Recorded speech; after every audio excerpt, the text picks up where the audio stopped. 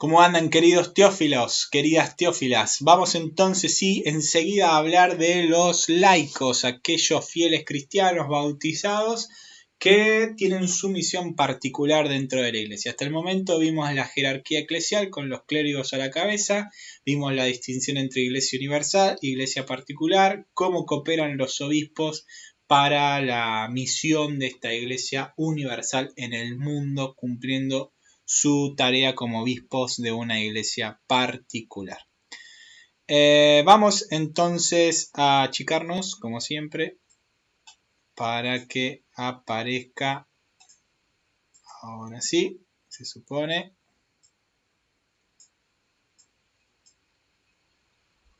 Bien, nos achicamos y vamos a poder seguir hablando de los laicos.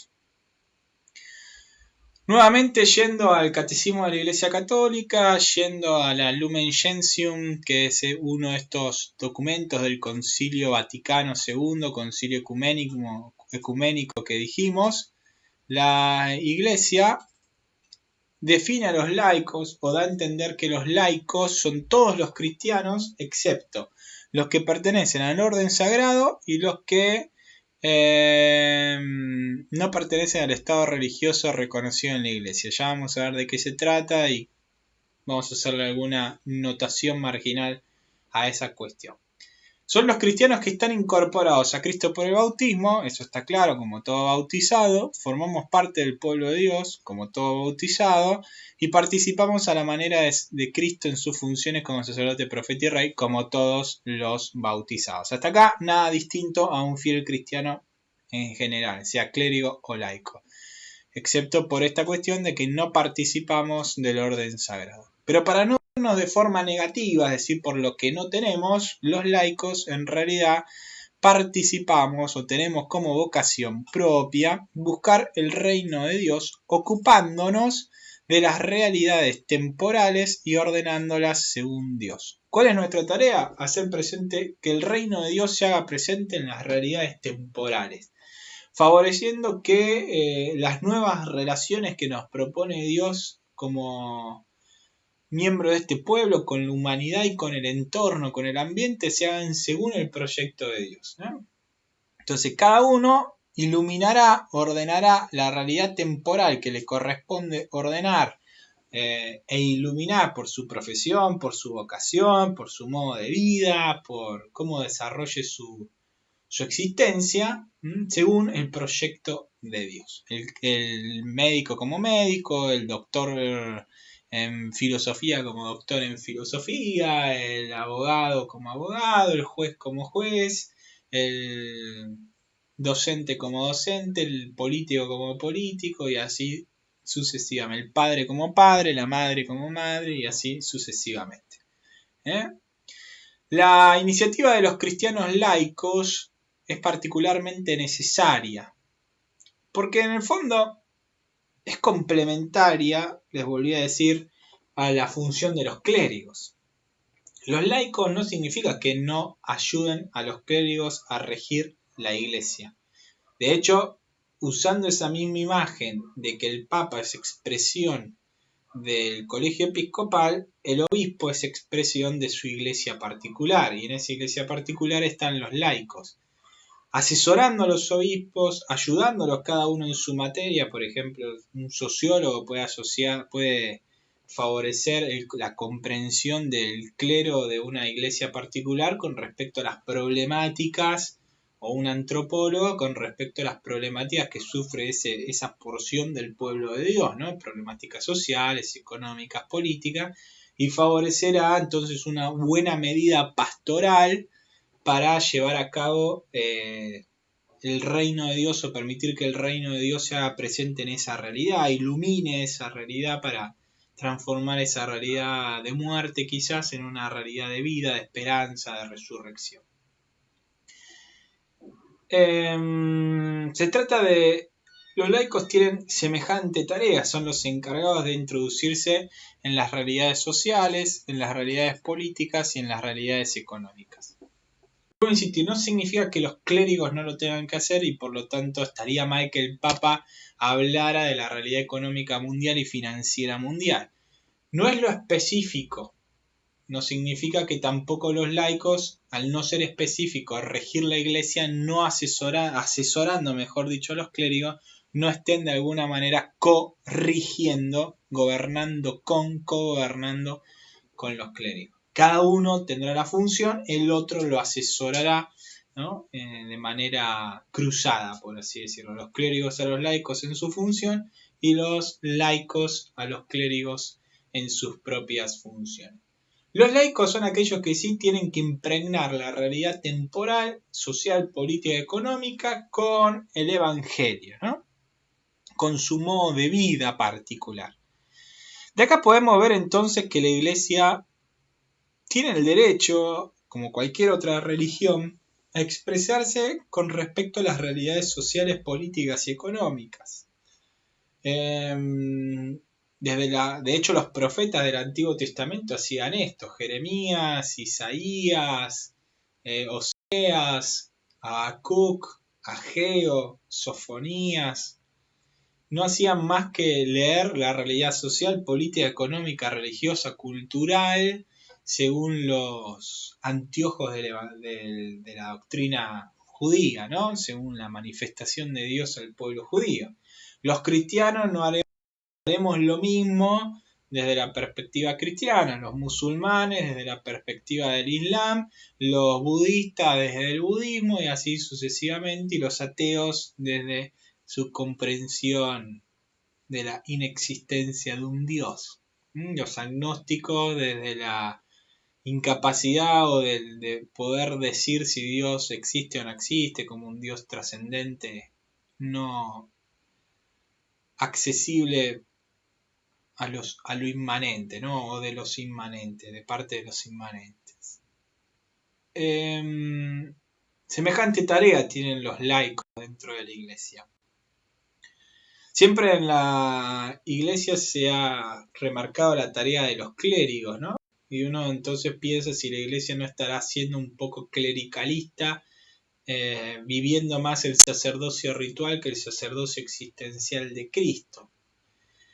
Resaltar a los laicos y resaltar esta idea de que todos somos sacerdotes de maneras distintas, o cada uno según su función o su vocación dentro de la iglesia. Resaltar la función de los laicos ayuda a acomodar dentro de la iglesia o a sanar en la miopía que puede llegar a haber desarrollado a lo largo de la historia con un fuerte clericalismo. La iglesia es una comunidad, es un pueblo donde todos son iguales en dignidad, nadie es mejor que el otro, nada más que hay distintas funciones. Entonces, nos lleva a pensar que sí, es importante la jerarquía para gobernar al pueblo, ordenarlo, mantener una unidad de doctrina, una unidad de costumbres, pero eso no significa que los laicos no tengan la función de vivir y hacer vivir esa doctrina, esas costumbres en la realidad social, política y económica, ¿no? Entonces ambos tienen esa función importante dentro del pueblo. Son complementarias, se iluminan mutuamente. Viviendo bien la vida social, política, económica, llevando el evangelio a cada una de esas realidades, los clérigos podrán de alguna manera actualizar sus costumbres y sus doctrinas a los tiempos presentes. Los clérigos defendiendo con honestidad, con sinceridad, con profundidad, con la verdad, la doctrina y las costumbres ayudarán a que los laicos puedan favorecer la expansión del evangelio en las distintas sociedades, en la política y en la economía. ¿Cómo debemos entender lo social? Como relación entre agentes de un grupo y entre los grupos sociales, ¿no? Todas las relaciones sociales que pueden existir, distintas formas de conformarse los grupos, distintos instrumentos de cohesión, distintos ritos que tienen los cuerpos sociales, y así sus y sus culturas sucesivamente. Como política, las relaciones de poder y su ejercicio, ¿no? Entonces, el político, ¿qué es? Aquel que tiene un poder público dado por la gente, en el caso de las democracias, donde tiene el ejercicio del poder y lo utiliza para el servicio o para su propio beneficio personal, su dominación, ¿no? De esto ya nos hablaba Aristóteles, de las dos grandes formas de gobernar, con 3 ítems cada una de esas dos grandes formas, ¿no? Para sí o para los demás, del gobierno de uno, de pocos o de muchos. La economía hay que entenderla como las relaciones entre los agentes o los grupos sociales con los recursos materiales, recursos monetarios, recursos virtuales o de economía virtual, ¿no? Todo este movimiento financiero virtual que se da en el mundo. Pero también la relación con el árbol, con el Amazonas, con el bosque, con las aguas, con el entorno. No solamente dinero, ¿no? Hay que entenderlo en clave relacional. En este sentido, el laico se manifiesta como guardián y promotor de la interdependencia de lo real, ¿no? Es el guardián de la interdependencia de todo lo real y de la necesidad de que todo lo interdependiente sea iluminado según la verdad del Evangelio, sea iluminado según la voluntad de Dios, sea liberado de la esclavitud del pecado. De hecho, siempre se habla en teología de que hay una solidaridad entre el ser humano y la creación. Cuando al ser humano le va bien, a la creación entera le va bien. Cuando al ser humano le va mal o hace lo que no tiene que hacer, a la creación entera le va mal, ¿no? Esto se ve claramente en los objetivos del desarrollo sostenible, en el problema ambiental, en la distribución injusta de las riquezas y las consecuencias de pobreza que genera alrededor del mundo. Como distintas cuestiones que parecen independientes en realidad están bajo una estricta interdependencia de lo real, ¿no? Entonces, hasta el momento, clérigos, hasta el momento, laicos, y tengo que hacer una acotación ahora con respecto a la vida consagrada, que son aquellos franciscanos, dominicos, jesuitas, benedictinos, congregaciones religiosas, monjas, religiosas que uno puede llegar a conocer, que no son una categoría aparte. No es que existen los clérigos, los laicos y las consagradas. Para el Código de Derecho Canónico existen solamente los fieles clérigos y existen los fieles laicos. La vida consagrada es como un mix, podríamos decirlo, pero no es una categoría aparte. No hay 3 categorías, hay 2 categorías, los laicos y los clérigos. Los que viven en los institutos de vida consagrada, esta vida consagrada, son laicos o son clérigos, pero no son una categoría aparte. Que esto quede bien claro, no son una categoría aparte. Son laicos o son clérigos que viven su consagración bautismal de una forma particular. ¿Cómo es esa consagración particular que viven el bautismo, esa forma particular de vivir su bautismo según los consejos evangélicos? Profesan 3 consejos. El consejo, lo veremos más adelante, de la castidad, el consejo de la obediencia y el consejo de la pobreza. Son laicos o clérigos que profesan pobreza, obediencia y castidad. No es una tercera categoría de fieles cristianos. Profundizan de forma particular la vivencia bautismal. Por el bautismo somos consagrados a Dios, los fieles laicos y los clérigos. Esa consagración bautismal se puede vivir de distintas maneras. Una de esas maneras es la vida consagrada, pero no son distintos a los laicos o a los clérigos. Viven en comunidad. Los miembros de institutos de vida consagrada viven en comunidad, salvo los eremitas, que son ermitaños, que uno considera que viven en eremitas, justamente, que son parte de la vida anacorética de la vida consagrada. Pero salvo ellos, el resto viven en comunidad. O por lo menos con relaciones intensas con los otros. Supongamos vírgenes que viven esa consagración personal en su propia casa, se encuentra relacionada de forma particular con otras vírgenes y con otros modos vocacionales que hay dentro de una iglesia particular. Estos consejos evangélicos, ¿qué nos dicen? Pobreza, castidad y obediencia. De alguna forma los que viven esta forma particular de consagración la viven, intentan vivir lo más parecido a lo que vivió el Jesús histórico, ¿no? Un Jesús pobre, un Jesús casto y un Jesús obediente. Pobre, casto y obediente, ¿en qué sentido? Pobre en el sentido de que el mensaje en primer lugar tiene a los pobres. De hecho, Jesús vivió en Galilea, no vivió en Jerusalén o al lado del templo de Jerusalén, donde estaba la riqueza de la aristocracia sacerdotal. No vivía en los palacios, no era miembro de una familia importante del Imperio Romano, sino que era el hijo de un carpintero que vivía en Galilea, en un pueblo pobre. El mensaje es para los pobres con preeminencia, lo que no significa con exclusividad. El mensaje es empieza por los pobres, porque empezando por los pobres, la pirámide se da vuelta. Son los que más necesidad tienen. Dios se fija en la necesidad, no en el mérito. Y justamente los que tienen más urgencia no son los ricos, sino los pobres, ¿no? El que tiene hambre, el que tiene sed, el que tiene frío, es el que necesita primero la urgencia y la asistencia de los demás, no el rico que tiene todos esos recursos.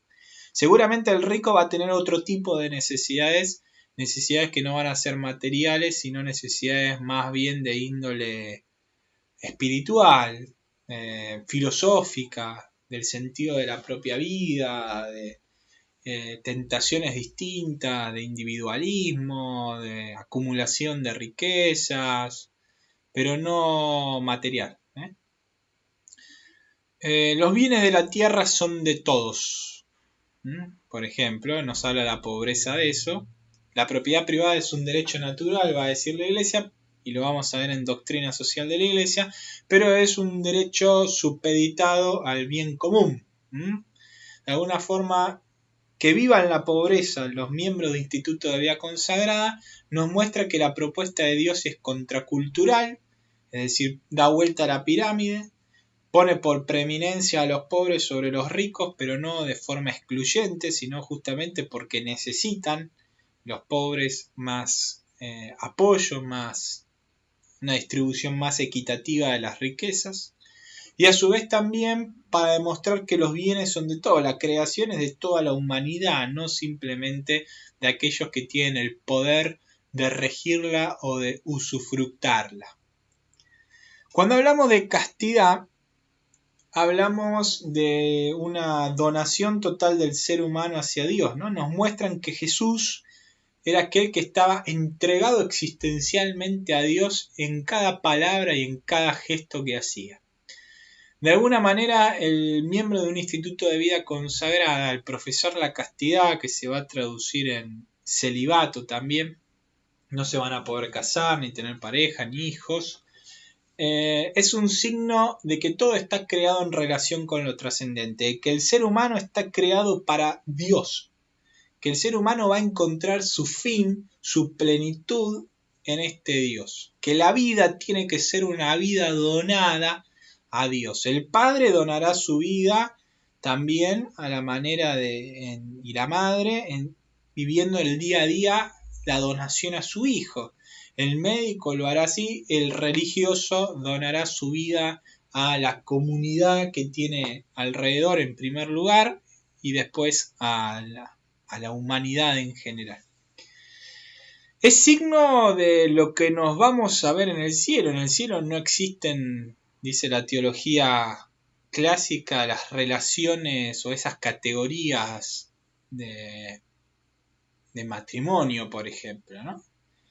Porque lo importante es que estamos unidos a Dios. Ya los sacramentos, que son signos visibles de la gracia invisible, de alguna manera no tienen efecto porque ya vemos a Dios cara a cara, no necesitamos signos, ¿no? Entonces de alguna manera nos muestran que en el cielo viviremos esa comunión plena con lo trascendente. En ese sentido, al ser castos, deberían ser personas plenas, los consagrados, personas que nos muestren que vivir con Dios es posible, ¿no? Obviamente en nuestra realidad temporal lo harán con luces y con sombras. También por último profesan el consejo evangélico de la obediencia, es decir, obediencia al Espíritu, obediencia a la voluntad de Dios, obediencia a este manifestarse de Dios en la historia que se conoce como signo de los tiempos. Obedientes a la ley del Espíritu, a la gracia, antes que a la ley del pecado, del egoísmo, ¿no? O sea, un Jesús obediente al Padre, incluso hasta dar su vida en una cruz, para salvarnos, para darnos plenitud. Esta vida consagrada en la práctica se puede dar de dos maneras distintas, de forma cenobítica o de forma anacorética. En comunidad, la cenobítica, o anacorética, más bien de forma privada o de forma individual. Los ermitaños, las vírgenes consagradas que viven de forma privada, etc. O los hombres célibes que viven de forma privada. De esta manera llegamos al final de esta clase.